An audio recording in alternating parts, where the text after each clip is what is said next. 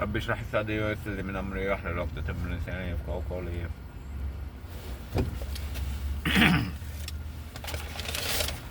الله لا اله الا هو الحي القيوم لا تأخذه سنة ولا نوم له ما في السماوات وما في الأرض من ذا الذي يشفع عنده إلا بإذنه يعلم ما بين أيديهم وما خلفهم ولا يحيطون بشيء من علمه إلا بما شاء وسع كرسيه السماوات والأرض ولا يؤوده حفظهما وهو العلي العظيم.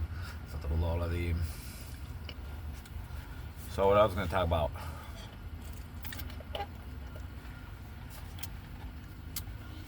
a little autobiography, and a lot of my autobiography has a lot to do with my faith and fractal gear field theory, which is actually part of my faith. You know it as the Ark of the Covenant, it's El Tabut, but this is in the Abrahamic faith, and I think it's a sign that God is real. He has the he's been talking about the grand unified theory in every single prophesied book. The ones you don't know about, from Solomon and his father David, that book, I think it's called Sabur. And then there's the Torah and the Injil, which is the Bible from Jesus.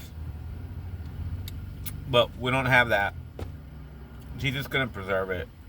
The Bible that exists now is not actually the words of Jesus. There's only 14 sentences in the Bible that can actually be verified to be what Jesus said. And he basically said, I am not God, don't worship me, don't listen to Paul. Paul is like blah blah blah. And I'm a Jewish prophet. So being a Jewish prophet, whites aren't accepted, Asians aren't accepted. Nobody's accepted to follow Jesus unless you're born Israeli. Because we know he said that. We know he said, I'm a Jewish prophet. And we know he tried to establish the faith in God and what he brought as a religion for all people. But it didn't work, and because Muhammad is the one who brings the religion for all people. So then Muslims believe a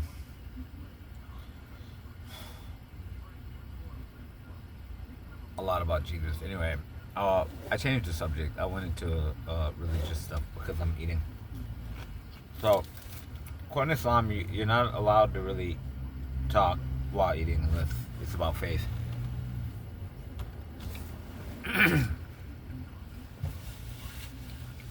Unless it's about God or his religion. That's different, because in the Jewish way, you're supposed to never talk about anything while you eat. You're never supposed to talk while you eat. And in the Christian religion, you can talk about everything but God while you eat. Don't talk about God while you eat. And then in Islam, you shouldn't talk while eating, except if it's emergency or you're talking about faith. You're allowed to talk faith. So, me eating, because I follow my religion strictly, I'll always start talking about faith. If you see me eating and you see me talking, it's probably almost for sure going to be about religion. You can just know that about me because I follow my religion. I follow what our prophet Muhammad advised us.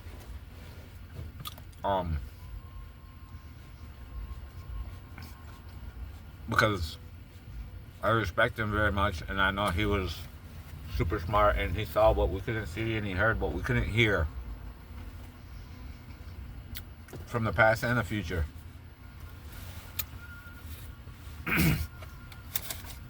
And all that, so he could advise us the right kind of advice.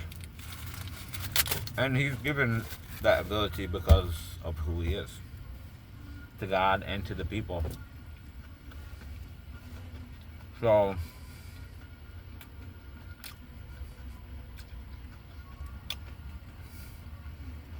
by the judgment of God and the people, he's the best person to be a prophet. We know that's true for God's judgment, but I think for a lot of people it's shocking to be true for the people's judgment. So the people who don't believe in him being a prophet, don't believe in what he's saying, they think, if there is a God like you say, you're the perfect person for it. Like, if it's not going to be an angel, and it's not going to be God himself, it's got to be a person, you're the perfect one. Because his nickname was, he was named the Truthful, as Siddiq, before he was a prophet. Everybody knew that was his name, as Siddiq. If somebody comes to your city and says, where's the truthful person? So he can work out this agreement between me and my business partners. You'll say, oh, he's right there. That's Siddiq. That's the truthful.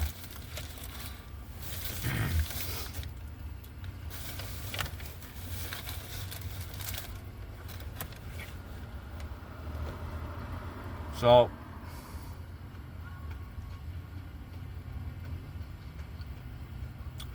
to illustrate my whole life in America and how it is, you see, I'm sitting here at Arby's eating a fish sandwich because most of my life I only ate halal. Halal is like kosher. It's just like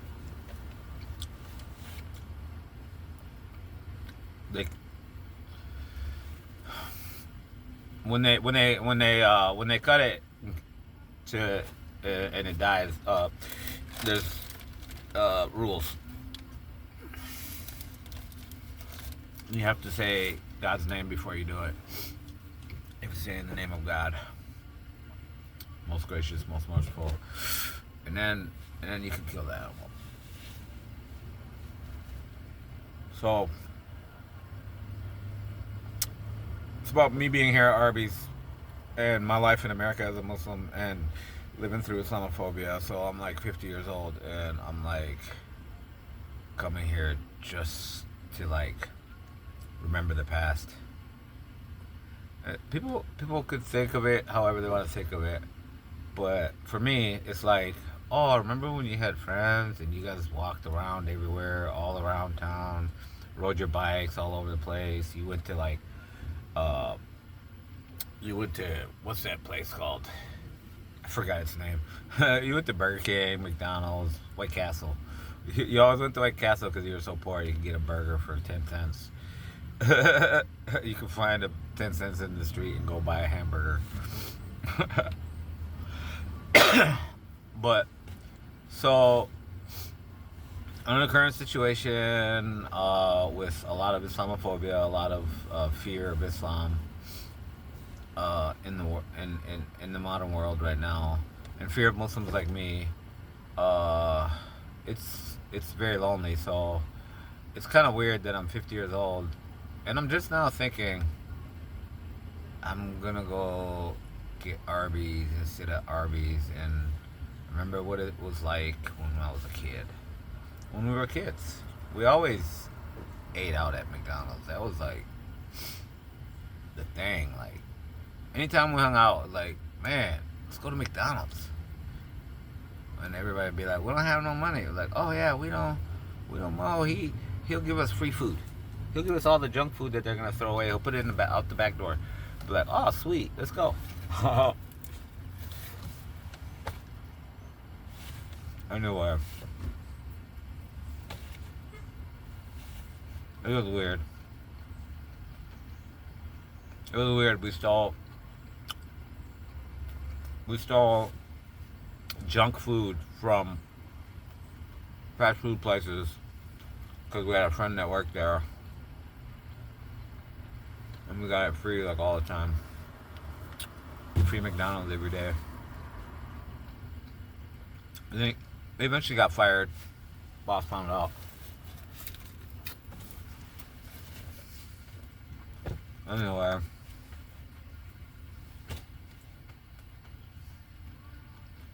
That was life. So, I think it's important to note how I'm sitting here to eat, just to remember the past. Before Islamophobia was so hard, and before I looked so religious with a beard.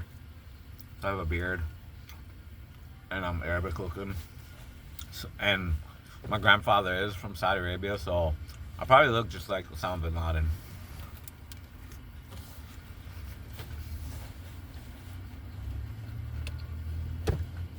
And I have a theory. Of hidden intentions of people who operate these kind of immigration things in the world. They want to erase Islam so they can take over the Middle East. Because they all know whoever runs the Middle East is like automatically the richest in the world and then automatically runs the world. So they all want to take over the Middle East, and the way they do that is to destroy Islam. So I have a theory that actually the immigration that's happening here, that's been happening in the United States for a long time, was to separate and unite all the Muslim people in the world. So separate them from their homelands and then unite them with all the different races of Islam. So I think somebody knew. All these different races don't know how to get along with each other. And I think it's my theory that there's people involved in immigration that actually immigrated a lot of Muslims here with a direct intention to erase Islam, to collapse it. For example, immigration in a first world country from third world country, what does that do? That takes all the smartest people, supposedly. It might just take all the most psychopathic and all the most narcissistic, but generally the smartest people will get like hired overseas, and they'll be overseas, they'll be here working. We'll get all the smartest people, and that's a great way to collapse a nation. So you build your nation, but you collapse the nation that you drew from. Like, the real thinking is, how much of the immigration rules were actually designed to collapse nations? Like, we can collapse them by immigrating a bunch of them over here. We just take all the smartest ones, all the best ones, and they'll just collapse, and they'll do whatever they'll be forced to do whatever we tell them to say. They'll be forced to do whatever we tell them to do.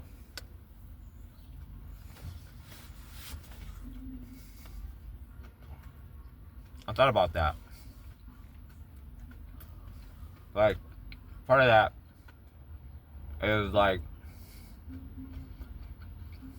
as Arabic speaking Muslims, science has proven, and particularly a research at University of Lebanon, just because you speak Arabic, you're automatically smarter than everybody else. Because supposedly Arabic is the only language that forces the human brain to use both sides, the left and the right. You're forced. You have to. You can't speak it without that. And then every other language only uses the left side. Only uses one side of the brain. It doesn't activate both sides.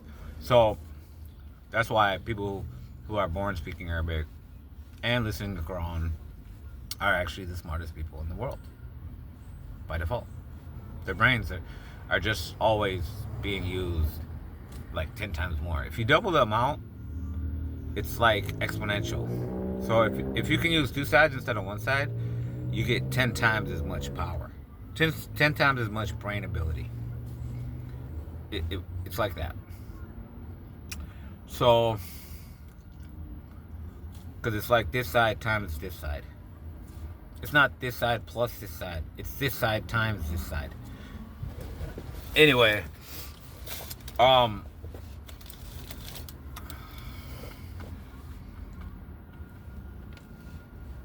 Islamophobia in America or in the West or anywhere actually is very successful at degrading the intellectual abilities of Muslim people all over the world. So, like right now here, I brought practical gear field theory, and I'm a Muslim, and I'm like very Islamic. And I brought fractal gear field theory, and like there's so much atheist powers within science because their number is really large. It's more than 50%. They do not want, I don't even know how to say this the right way, but they do not want the grand unified theory being a birth child of God. Like, that's what it is. That's what fractal gear field theory just proves and generates. That the grand unified theory of physics has always been known by the prophets. And Prophet Muhammad had it last. That proves he was a prophet. So everybody who was like in doubt about Muhammad being a prophet or not, and whether he's a good person or not, it's all there. He was already known as one of the best people ever. And even before he was a prophet, they already knew that. Like a bunch of Jews waiting for the prophet, the foretold prophet that comes after Jesus. They knew it was Muhammad because they knew his name was going to be Muhammad. And the thing is, when he was named Muhammad, his father told the people in the village, and they were all very shocked because nobody ever had the courage to ever name anybody, especially their own child, that name, because what it means in Arabic is the one who is given much thanks. The person who is very thankful, and also the person who is thanked very much. So it's a grandiose name that most people would never take. So, but anyway, the Jewish people, when they saw his name Muhammad, they were like, and then they saw how he acted, they started testing him. They would test him because they knew that they had these rules about prophets. Like, a prophet never takes charity. He never takes charity, but he'll take a gift. If you give him a gift, like, that's fine, but he won't take charity. It's kind of confusing what's the difference between a gift and a charity. It's kind of confusing. It's how you give it. Anyway, so they would test him. He never insults people, never gets mad at people, and he respects people, he loves people, stuff like that.